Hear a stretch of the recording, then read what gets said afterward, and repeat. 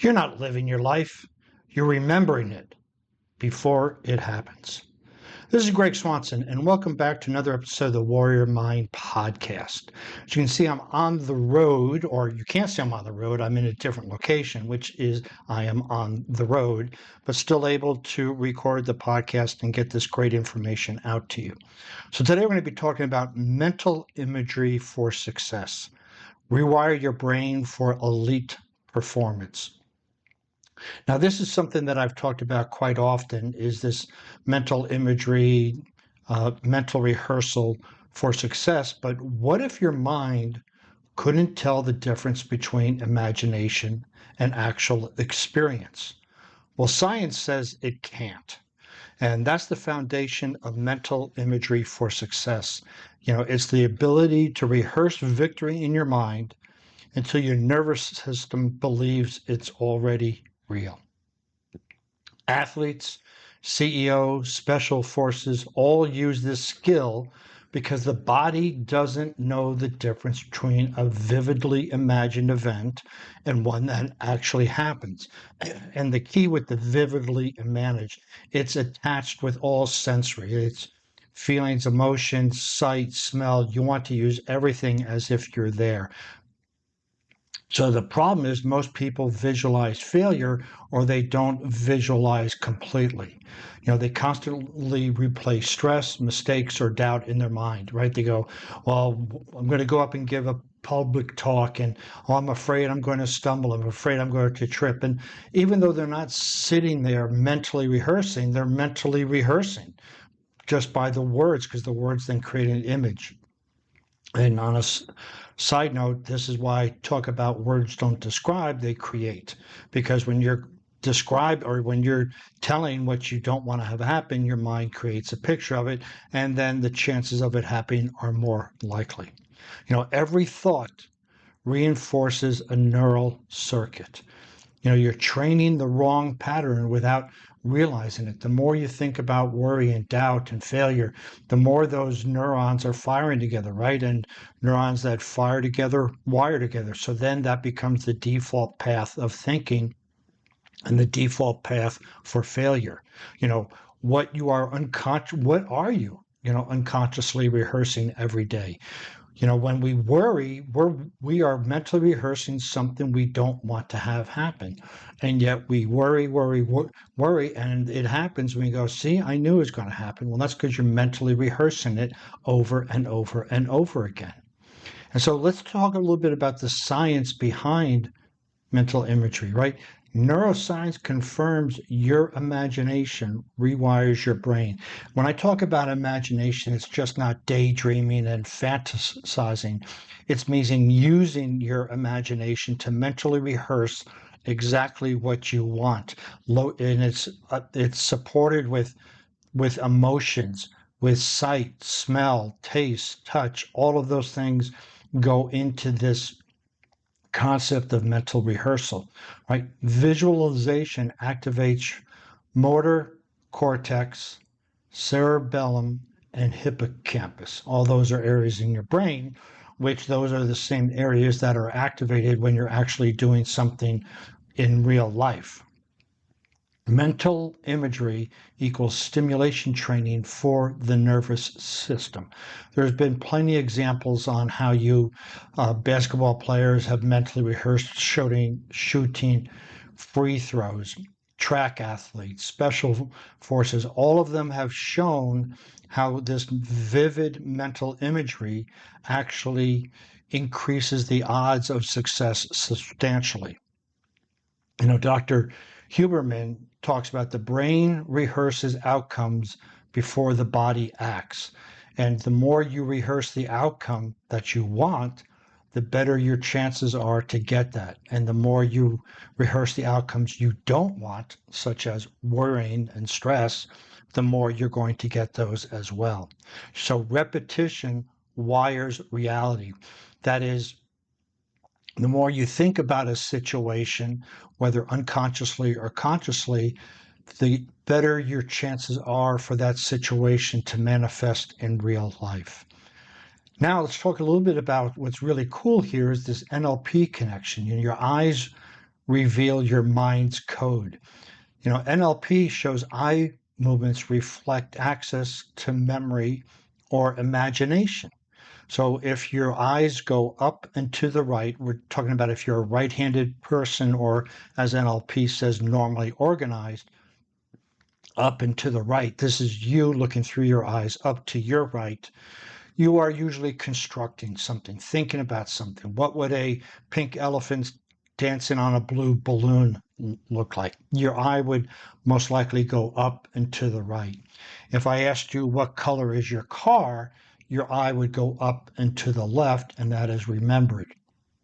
This is just how our brain accesses this information. We can see it in our eyes. And so now you're asking, so what? So what? I go up to the left, up to the right, who cares?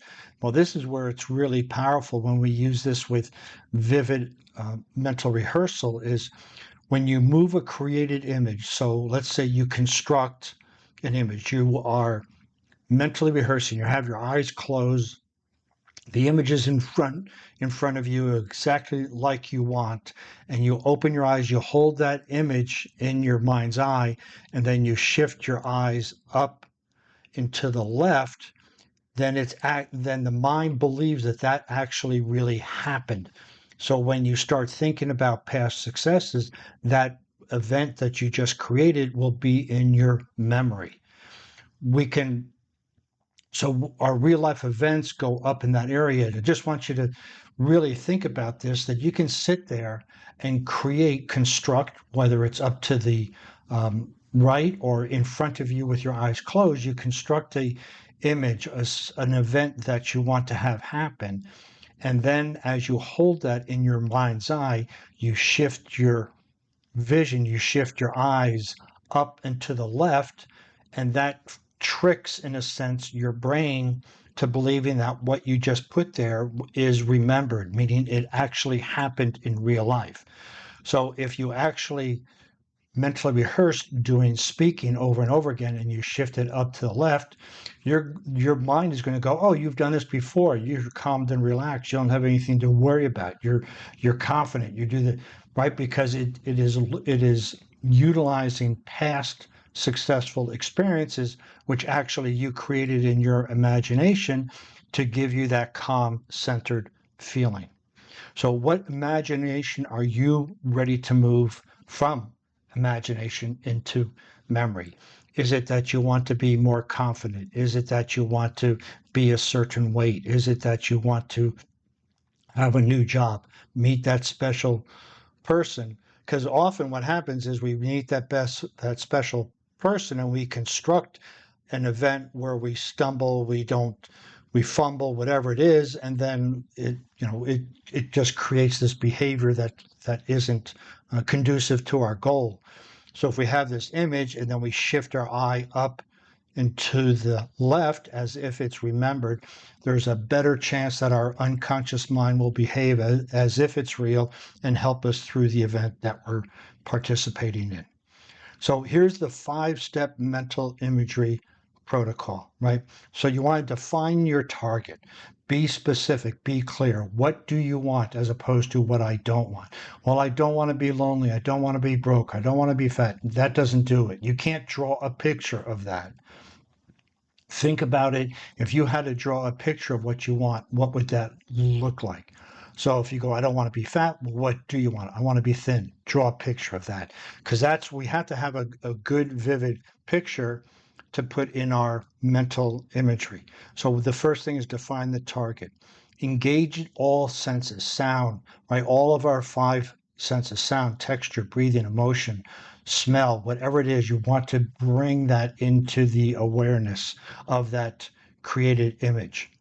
And then you move the image into memory by shifting it left, and you make it real. Then that is in our remembered part of our brain. And so our unconscious mind goes, oh, you've done this before. No worries. Let's just repeat this success again. And then you want to anchor that emotion, right? We want to link it to a cue, whether breathing, posture, word. So with that image that we shifted from our imagination, if you will, to our remembered area in our brain, we want to anchor that with some sort of bam, wow, snap or something, right? That when we repeat that, that image will come back to our memory. And then we repeat until embodied, right? Repetition makes the image real. So we would bring this image to mind, shift it up to the left, anchor it with a breath, a posture, a word. Okay, take a break, open your eyes, smell popcorn. Then you do the same thing over and over and over again, and perhaps 5, 10 times max after shifting it up to your memory will it take. And you will notice that when that event comes to you in real life, you're like, oh, piece of cake, I've done this before. So let's take a look at a 7-day practice to turn this into a habit. Day 1 through 2, use sensory calibration. Focus on the detail. That's all you want to do. Is if you wanted to lift a certain weight, if you wanted to meet a certain person, if you wanted to go in and ask for a raise, what would the environment look like? What would you feel? What would you smell? What would you hear? See what you would see, hear what you would hear, feel what you would feel, smell what you would feel. Just do that. Just get really good at calibrating your senses. And then you want to do the emotional encoding. Visualize under pressure. So now you're about to ask for that raise. What happens? Are you excited about the yes that's going to come, or are you nervous about the no that's going to come? We want to have that emotional encoding into that image, and that's 3 through 5. And then we want to have day 6, 7, integrate and reflect. Right? We want to integrate, take that image, shift it up to the left, up to the left, up to the left. And then we want to journal what felt real. How did it feel real? We don't want to doubt it like, well, that wasn't really real. We want to act and journal as if it really was real. Well, I went to my boss. I was a little bit nervous, but I saw a great outcome, and then a great outcome happened. So can you commit to 5 minutes a day doing this? Each one of these is just 5 minutes, but you're using a very powerful, powerful mechanism. You're doing mental rehearsal, visualization, and then you're bringing it into your memory as if it's already happened, so your unconscious mind can fall back on that resource when it happens in real life. So here's the science recap, proof that it works. Harvard study. Imagine piano practice improved nearly as much as physical, meaning people who imagined themselves playing the piano increased their daily activities with it as if they physically practiced piano. The brain fires the same neural networks as real execution. So when you vividly remember something, that is the exact same place in your brain as if you are actually participating in it. So from a brain's perspective, a neural perspective, it doesn't know if it's real or not. And this is what we want to do, is trick our brain and our mind into thinking what we have done is actually real. The nervous system doesn't differentiate thought. I'm going to say thought, but there's a little bit more deepness behind it from action. It just learns. Right. So here's some final thoughts.